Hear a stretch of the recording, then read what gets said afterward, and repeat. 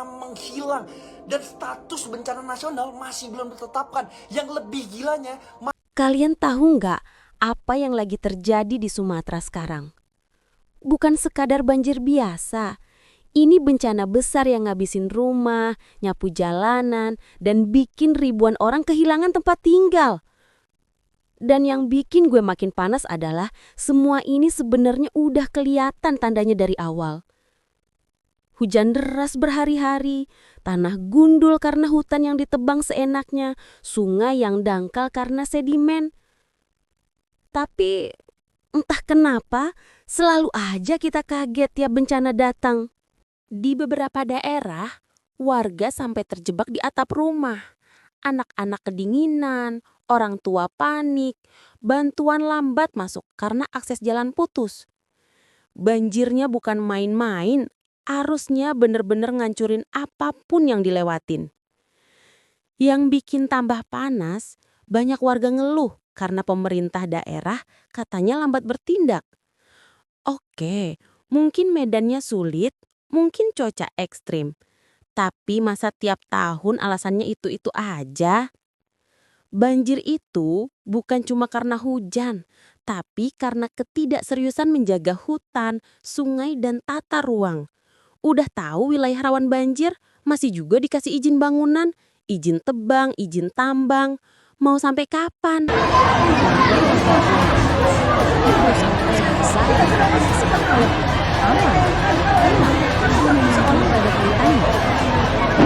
Padahal dari hutan itulah semua air liar itu turun.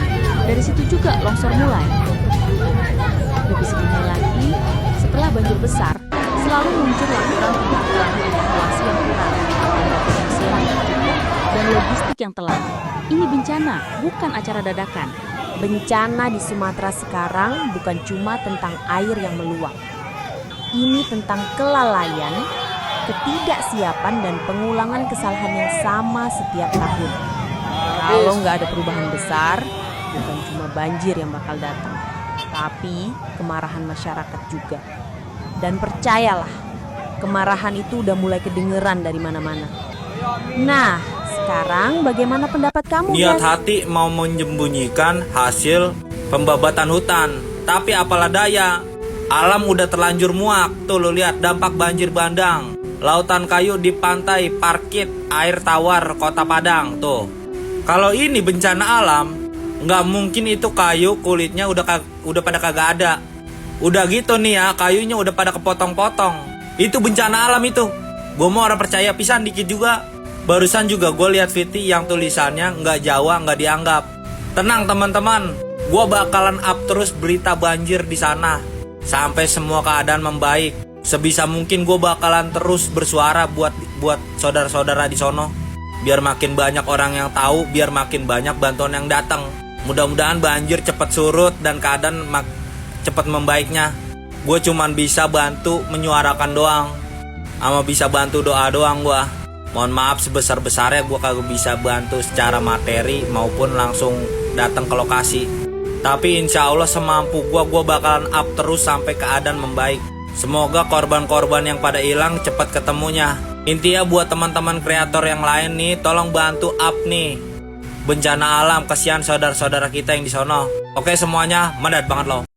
Ini buat teman-teman yang masih ngotot kalau kayu gelondongan itu bukan kayu hasil pembabatan liar ya, bukan kayu yang dibabat oleh para pembalak liar. Nih saya tunjukin ya teman-teman ya, ini info dari Kemenhub loh, itu tuh kayu yang tumbang secara alami. Coba dicek ya nanti teman-teman ya. Nah ini nih penampakannya hasil kayu yang tumbang sendiri secara alami ya teman-teman ya. Teman-teman, 441 orang sudah tewas, 406 menghilang, dan status bencana nasional masih belum ditetapkan. Yang lebih gilanya, malah yang dikerahkan adalah buzzer-buzzer. Buzzer-buzzer mengatakan bahwa status bencana nasional harus berdasarkan ketidakmampuan suatu kepala daerah, dan itu salah.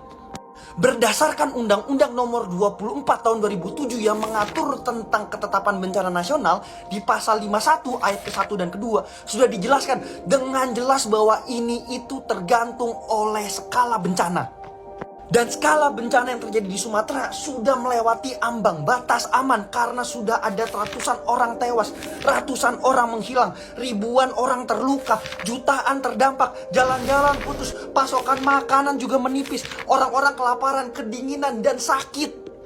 Kenapa status bencana nasional itu begitu penting? Karena ketika ada status bencana nasional, maka APBN bisa langsung dikucurkan. Dengan dikucurkannya APBN, maka korban-korban yang berjatuhan akan lebih sedikit. Ini bukan tentang ras, ini bukan tentang agama, ini adalah masalah kemanusiaan. Ayo kita lawan narasi ini, kita desak pemerintah untuk menjadikan status bencana ini menjadi status bencana nasional. Bersama Posipit kita lawan, kita dobrak pikiran Indonesia yang sempit. Akhirnya masyarakat Medan, apa yang bisa kita ambil, diambil ya. Karena bantuan dari pemerintah belum kunjung datang ya.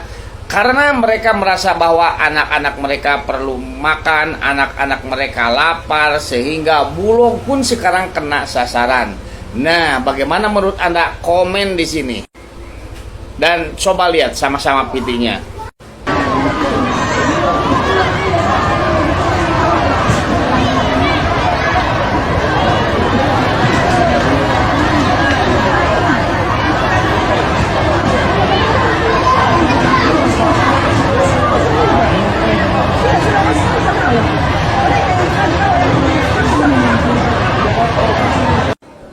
Bagaimana menurut teman-teman semua ya? Apakah ini memang benar-benar bantuan belum datang ataukah memang politik? Komen di sini.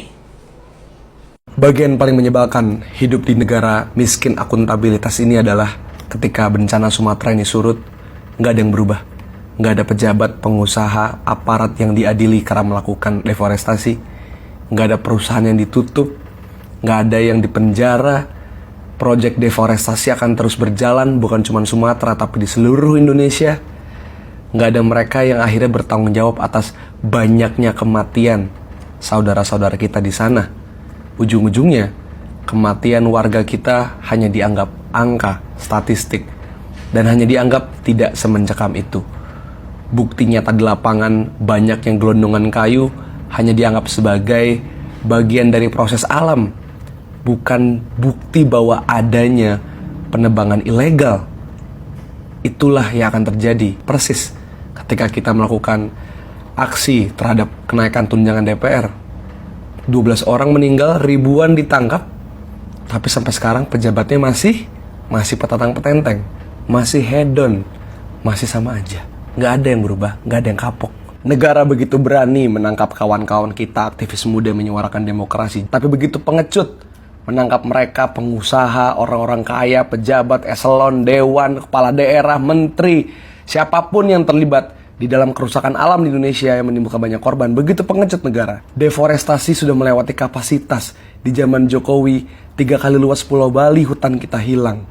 Korupsi lingkungan kita membuat kerugian yang jumlahnya triliunan, gak kecil. Mereka menggunakan dalih gak apa-apa dong deforestasi. Yang penting demi kemakmuran rakyat. Yang mana yang makmur? Oligarki, pejabat, tentara polisi yang jaga, yang mana? Sampai sekarang aja kita nggak melihat ada status bencana nasional. Apa gunanya negara? Udah bener warga jaga warga, karena lama-lama negara makin nggak guna. Tengoklah kelakuan Menteri Kehutanan ini Pak Prabowo.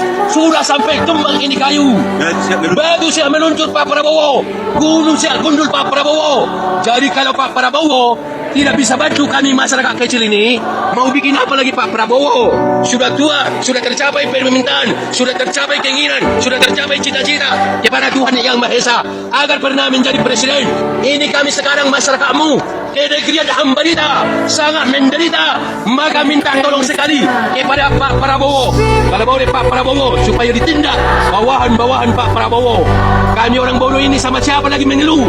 Jangan sampai tertimbun rumah kami di bawah sadar. Tengok kejadian-kejadian bencana baru-baru ini Pak Prabowo. Gunung longsor, banyak masyarakat tertimbun. Jangan sampai ikut kami tertimbun Pak Prabowo. Bantu kami. Salam hormat kami ke negeri Ambarita. Prabowo, Horas.